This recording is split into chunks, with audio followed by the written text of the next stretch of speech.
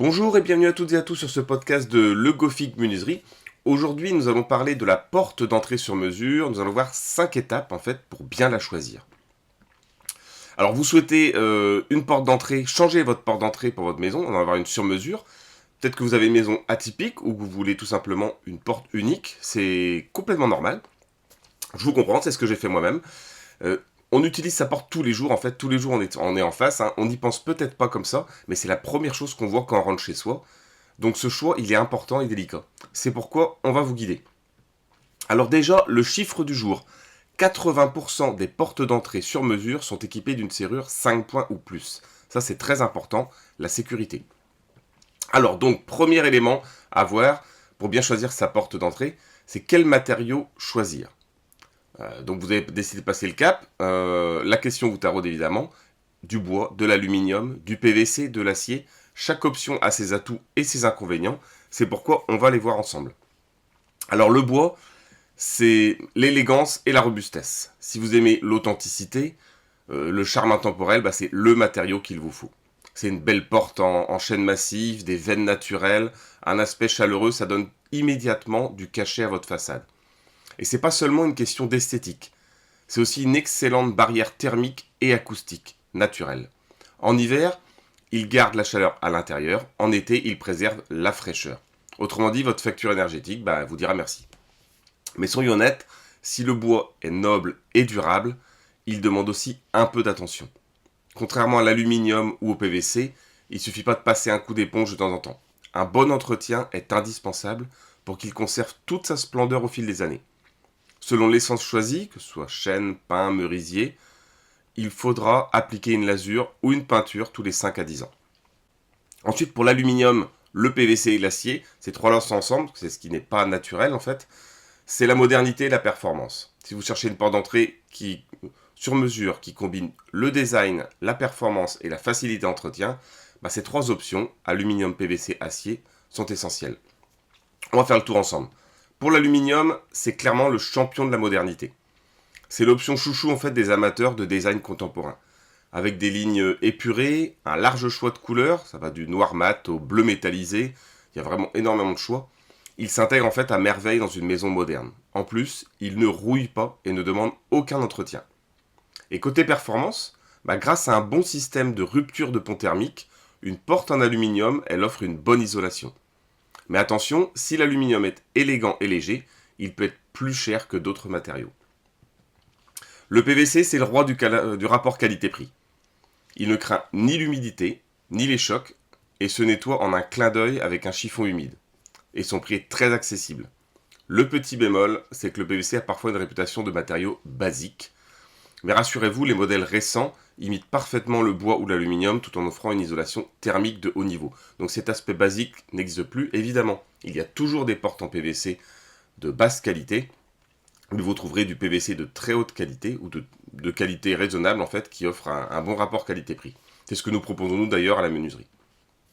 Et enfin pour l'acier, c'est le rempart de la sécurité. Si c'est vraiment la sécurité votre priorité, l'acier est fait pour vous.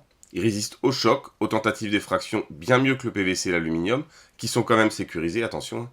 On le retrouve souvent dans les maisons contemporaines qui veulent allier esthétique et robustesse. Mais attention, l'acier peut être sensible aux variations de température et doit être bien isolé pour éviter les ponts thermiques. Donc assurez-vous de choisir un modèle avec une âme isolante pour éviter les pertes de chaleur. Alors deuxième point, quelle couleur pour sa porte d'entrée sur mesure ? On va pas se mentir, la couleur de votre porte d'entrée, c'est la première chose que l'on voit en arrivant chez vous. Et de loin également, quand on se gare devant chez soi, on remarque ça immédiatement. Que les façades de maison étant quand même sensiblement toutes de la même couleur, dans des tons écrus assez souvent, la porte d'entrée va donner le ton. Elle affirme le style et elle peut même influencer la perception qu'on a de sa propre maison.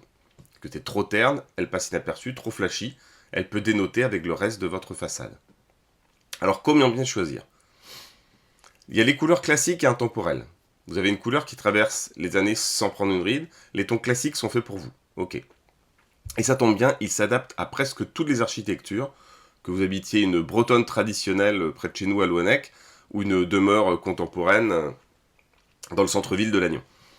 Alors les incontournables qui ne déçoivent jamais, le noir en fait. C'est élégant, sophistiqué, il s'adapte à tout et donne un côté haut de gamme à votre façade. Le gris anthracite, très tendance, il apporte une touche contemporaine sans en faire trop.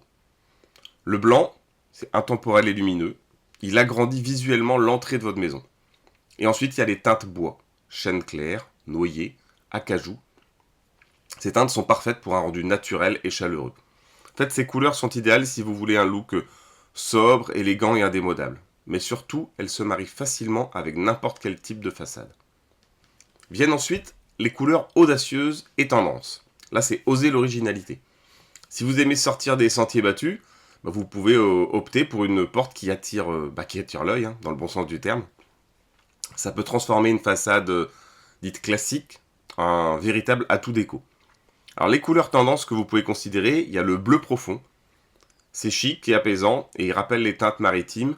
Ils se font très bien dans un paysage côtier comme chez nous en Bretagne. Le vert sapin, naturel et élégant, parfait pour une maison avec un jardin bien entretenu.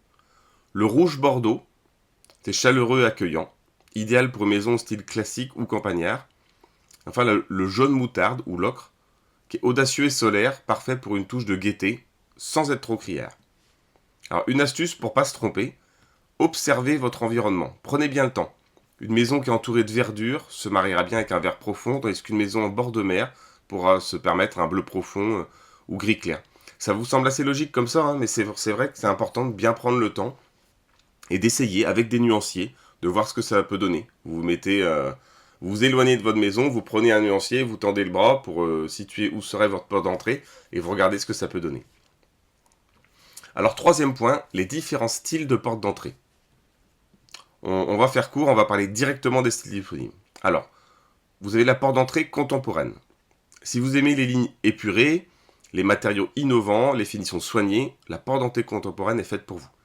Elle se distingue par son design sobre et élégant, souvent agrémenté de touches métalliques ou de vitrages discrets. Alors pourquoi prendre une porte contemporaine ? Pour un look tendance.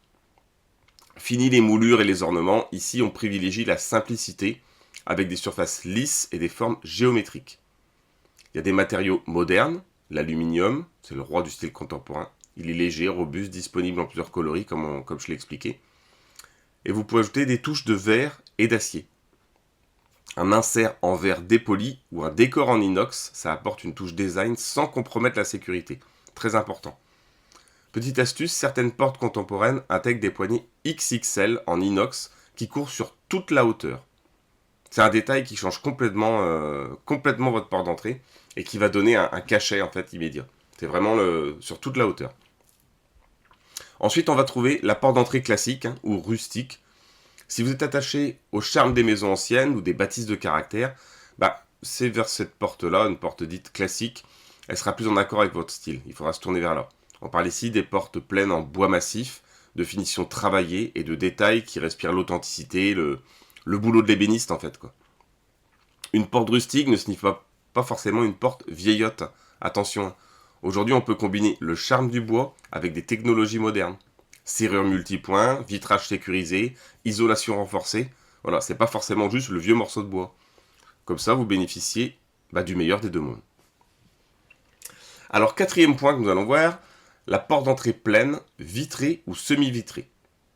Ouais, au-delà du design et des matériaux, l'autre critère crucial qui entre en jeu, c'est savoir si on veut cette porte justement pleine, qu'on veut une porte vitrée ou semi-vitrée.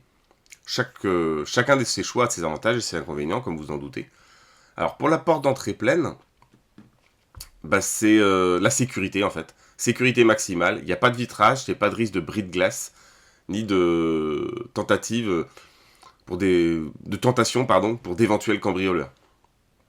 Une isolation renforcée, que ce soit contre le froid breton ou contre le bruit, une porte pleine est souvent plus performante.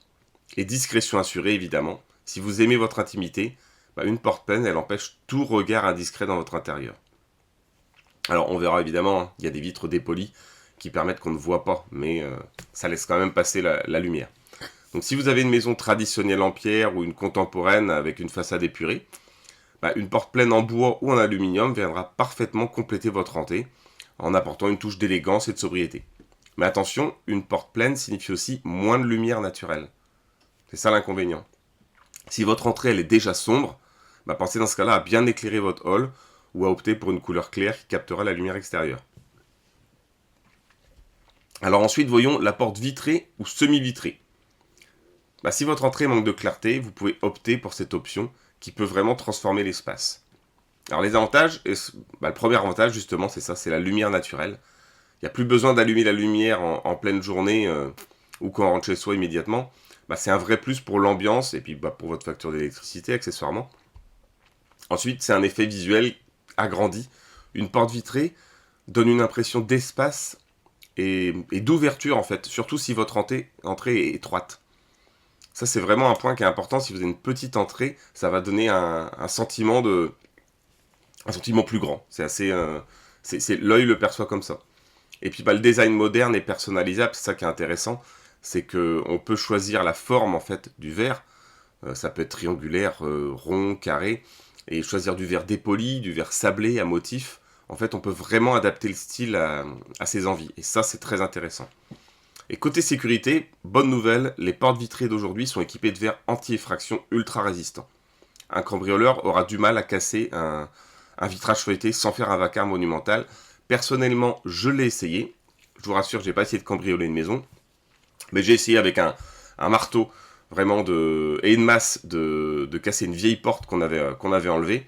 Et c'est assez incroyable. C'est assez incroyable. Il faut vraiment taper fort, c'est long. Le verre, c'est plein de feuilles de verre qui sont collées les unes. Le verre est collé ensemble. C'est vraiment, vraiment un super système. Donc oui, c'est impossible de faire un vacarme monumental pour pouvoir casser cette porte. Donc voilà. Donc pas d'inquiétude. Le verre, les portes vitrées ou semi-vitrées sont très bien sécurisées. Et le cinquième point que nous allons voir, c'est le type d'isolation. Bon. Si votre porte d'entrée est belle mais laisse passer le froid comme une passoire, autant dire qu'elle ne sert pas à grand chose. Voilà. Il est essentiel de choisir une porte d'entrée qui protège efficacement contre le froid, le bruit et les intempéries. Alors les critères, on va les voir ensemble. L'isolation thermique, d'ailleurs. Vous sentez un léger filet d'air froid parfois quand vous passez près de votre porte, c'est qu'elle est mal isolée. Résultat, votre chauffage tourne à plein régime et votre confort thermique est compromis. Heureusement, il y a plusieurs solutions pour éviter ces déperditions de chaleur. Alors voilà les éléments qui jouent sur l'isolation thermique. Alors déjà, le matériau de la porte. Le bois, il est naturellement isolant, il retient bien la chaleur. Je vous l'ai déjà dit au début. Le PVC, excellente isolation pour un prix abordable. L'aluminium et l'acier, très design, mais ils doivent être équipés d'une rupture de pont thermique pour éviter les pertes de chaleur. Donc ils sont moins performants, eux. Par contre, des systèmes sont mis en place pour combler ce manque et éviter les ponts thermiques et obtenir un très bon coefficient d'isolation thermique. Donc vient logiquement le remplissage de la porte. Une bonne porte d'entrée contient souvent une mousse en polyuréthane ou en laine de roche pour améliorer l'isolation. Je vous invite à vérifier le coefficient UD de la porte. Plus il est bas, meilleure est l'isolation thermique. Idéalement, optez pour une porte avec un UD inférieur à 1,5. C'est vraiment l'idéal, quoi. Ensuite vient les joints et l'étanchéité.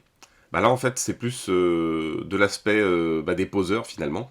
C'est pour ça que nous, à la menuiserie, on a des poseurs vraiment extrêmement qualifiés.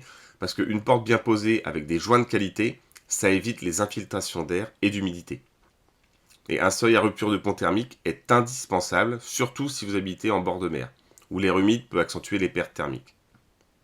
Puis ensuite, l'isolation phonique et la sécurité qui va avec. Une bonne isolation phonique, c'est essentiel, surtout si votre maison est située en ville ou près d'une route passante. Alors voilà les éléments qui améliorent l'isolation phonique. Le vitrage. Si vous optez pour une porte vitrée ou semi-vitrée, choisissez un double, voire un triple vitrage feuilleté. Il bloque non seulement les bruits, mais aussi les tentatives d'effraction. Ça, je vous en ai parlé. L'épaisseur de la porte, plus elle est épaisse, mieux elle absorbe les bruits extérieurs, c'est assez logique. Et les joints d'étanchéité encore, comme pour l'isolation thermique, des joints de qualité limitent les nuisances sonores. Et puis la sécurité dans tout ça, une porte bien isolée, c'est bien, mais une porte bien sécurisée, c'est encore mieux. Aujourd'hui, les portes haut de gamme proposent des serrures multipoints, 3, 5 ou 7 points, pour résister aux tentatives de réaction. Des panneaux renforcés, en acier ou en aluminium, pour une solidité maximale, et un vitrage feuilleté, comme je l'ai dit, anti-effraction, si vous optez pour la porte vitrée. En bref, choisir une porte bien isolée, c'est aussi choisir une porte plus sécurisée. Vous gagnez sur tous les plans, moins de bruit, plus de confort, et une tranquillité absolue. Voilà, et ben merci beaucoup pour votre attention. Je vous invite à découvrir tous nos conseils et astuces sur notre site menuiserie-legofic.com. Et si vous habitez dans les Côtes d'Armor et le secteur de Lannion, n'hésitez pas à venir nous rencontrer directement au showroom pour une étude de votre projet. Merci encore et à très bientôt.